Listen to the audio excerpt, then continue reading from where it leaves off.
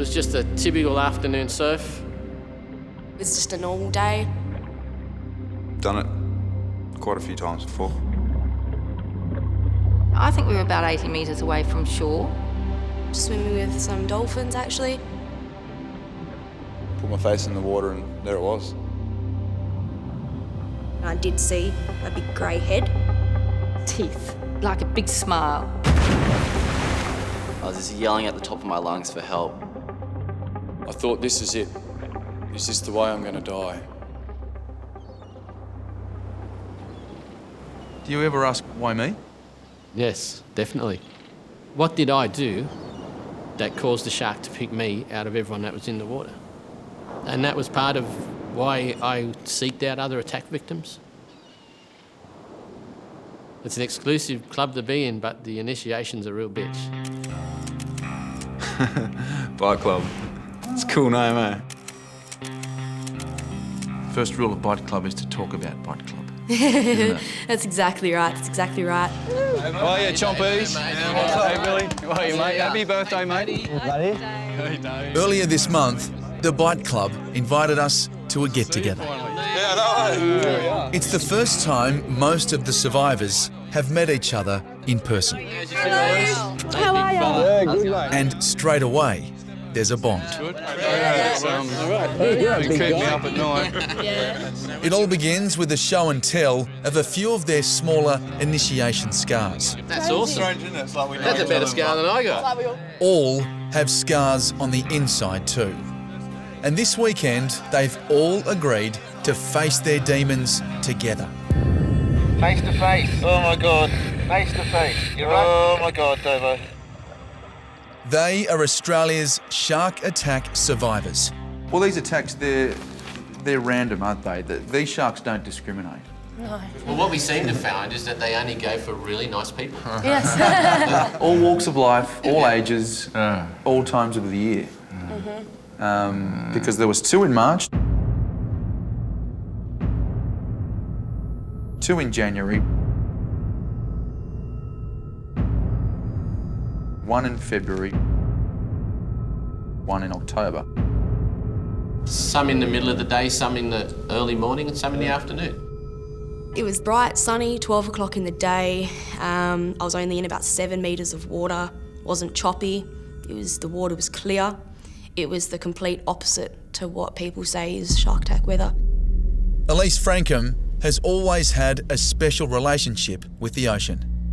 She grew up at the beach, grew to love it. Usually by the ocean, all my worries wash away, and the freedom of the sea, everything like that. You know, if I'm having a bad day, I'll go to the ocean, it'll just wash my worries away. Pop this over your head. So it was natural that Elise should find a job in the water. She was working as a dive tour guide at Rockingham, south of Perth, 2.5 years ago. Her tour group included Trevor Burns, who was there with his wife and daughter. It was the last dive of the day. We're out snorkeling, swimming with some dolphins actually. I was coming back up for a breath. The moment she hit the surface and took a breath, I saw this grey thing come through. Opened its mouth and grabbed Elise by both legs. It was a great white shark, 4 metres long. Just this massive force of just being kind of pushed, I guess. I did have a quick glimpse of the boat that was nearby. I knew it was a shark and we were in trouble. He automatically just grabbed the tail of the shark from behind. He just thought to himself, he has to get it off me. And he just grabbed the tail of it and pulled it. You grabbed it by the tail? Pretty much, yeah. Arms around it, held on, and yeah, went for one hell of a ride. Why did you do what you did? That's all I could do, was just try and grab it. Had to do something. It was enough to cause the shark to let Elise go. But in the turbulent water, he couldn't see her. When it let go, it was all just blood-filled.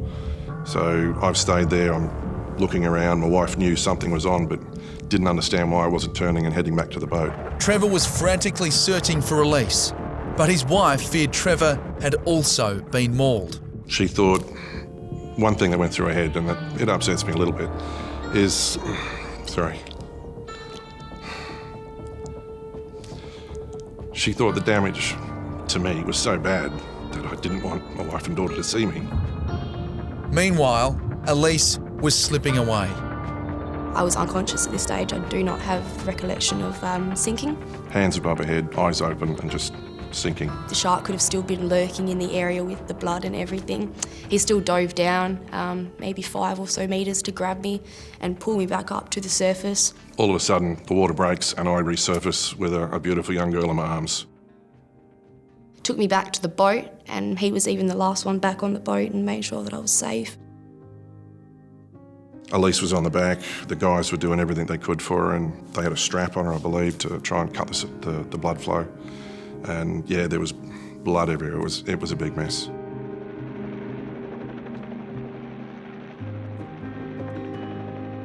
It was about 200 stitches, internal and external, with a couple of shark teeth pulled out of them as well. So yay, he got a piece of me, but I got a piece of him too. Come here. Come on. It's all good. Thank you. Anytime. He didn't come back down for me. I would have either drowned or the shark would have come back for me. He's my saviour, he's my hero. He's the sole reason I am alive. I thank him with all of my heart for the rest of my life. Thank you. You okay, Elise? Yeah. Okay. I'm good. I'm great. You're up to me a lot more this weekend than I was. What did that shark take from you? It took my complete freedom of the ocean. I'll never feel the same safeness that I have in the ocean. Never. You have this whole map and you like that. Exactly right, exactly right. And that goes right around to the back. Aren't you lucky? And then a couple of extra little ones right down there. Amongst it all, I actually got a tattoo as well to commemorate my shark attack with show it. me.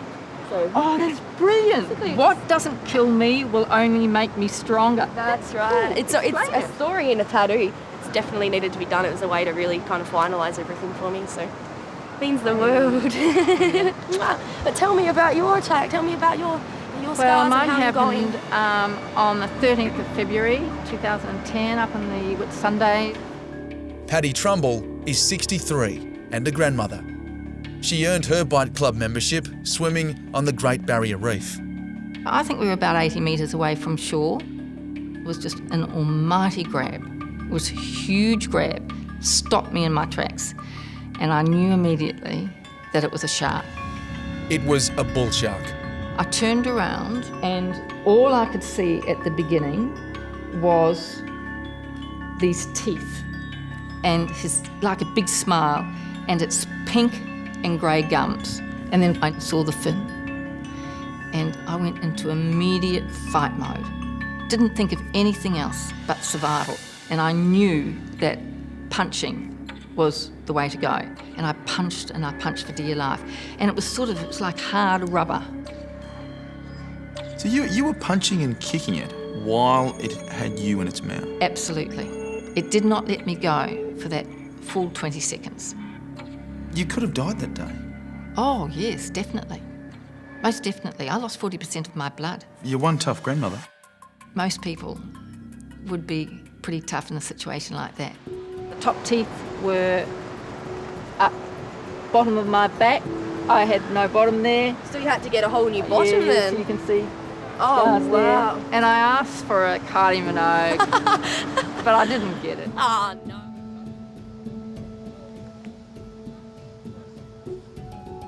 Your lives have been turned upside down by these attacks, yet there's no anger, there's no malice. I find that fascinating. Why isn't there any anger? I actually thank my shark You thank your shark. for letting me live that night. What was your experience with the shark? My experience was just a typical afternoon surf.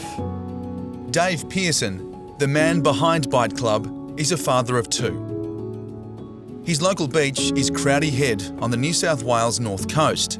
And like every other survivor, Dave didn't see the shark coming. The bull shark just come straight up and he hit me from the front. It was just phenomenal, the force that it hit me with. He took me under the water with him. And I remember looking down thinking, geez, they do get it right in the movies. The water does turn red. And I remember sitting here watching one of the veins squirt blood probably past where you're sitting and thinking, geez, that's not good. One of Dave's mates helped him paddle to shore. They stopped the blood, saved his life. The physical scars eventually healed. The psychological wounds didn't. Dave reached out for help. We started Bite Club because if you're talking to someone who's been through the same experience as you, it's just like you understand each other straight away. But the Bite Club took a while to get going. In January last year, Dave heard about Lenny, the survivor of an attack so similar, he realised he had to make the club a reality. We've all got scars to compare, and Lenny's going to be the winner when it comes to scar comparison. Can we see it? Yeah, sure. Oh, mate. It's just taken that whole piece of muscle. Yeah, just tore it out. Very aggressive, you know, very aggressive approach. And that's 2 kilos of meat from there, isn't it? Yeah, that's what the doctors say. Mate. Lenny Folkard is married to Angela and a father of 3. Oh, my ice block now. You want your ice block? He was surfing off Redhead Beach near Newcastle when a 2-metre bull shark attacked. Came up hard from the bottom, hit me like that, and we went over. Knocked me out at the same time, which is a blessing in a way, because a lot of shark attack survivors, their arms get involved in the attack as defensive measure, you know? So their arms get involved and often they'll lose a forearm or a hand or something. But because I think I was knocked out, my arms didn't get involved, so I was just unconscious, getting flayed about while he took that piece of me. When Lenny came to, the shark had gone nowhere. It was still there. He was in the end of the blood trail, just going slowly, following me like this, just behind me, and then I just lost it. I really started, you know, panicking, pleading, please don't eat me. I was really beside myself, you know, I'll be honest about that. I really thought that was it, you know, this is the way I'm going. This is how it's going to be, and it's not going to feel good. The shark didn't attack again. Somehow Lenny made it to shore, but the damage was done. And he's not the only victim of his attack. His wife and children, including 11-year-old Grace, have suffered with him. How has it affected you all? You know, it just brings flashbacks. Like every day it happens to me, I get flashbacks. Yeah? And just seeing him in pain isn't fun. I bet. And do you appreciate Dad more than ever now? Yeah, it's just amazing that he's here with us now. To be here for them is just great in my mind, to be able to, you know, they don't have to say their father died from being eaten by a shark. That's ugly, you know?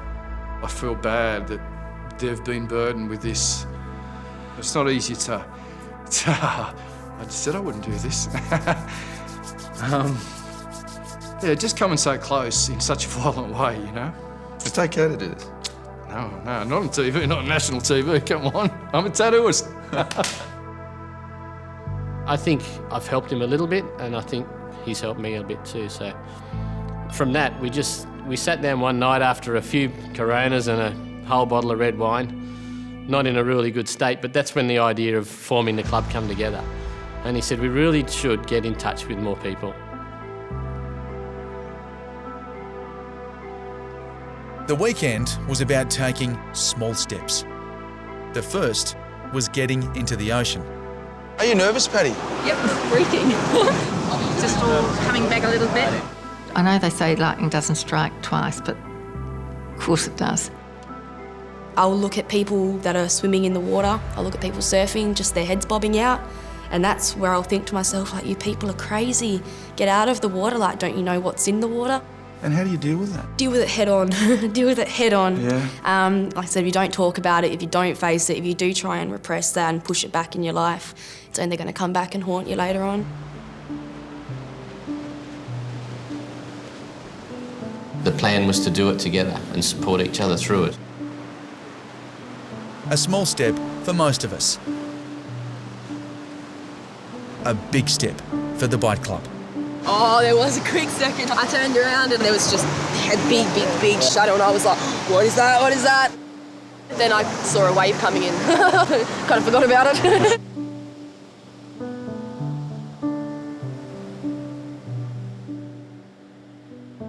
Patty! Good on you.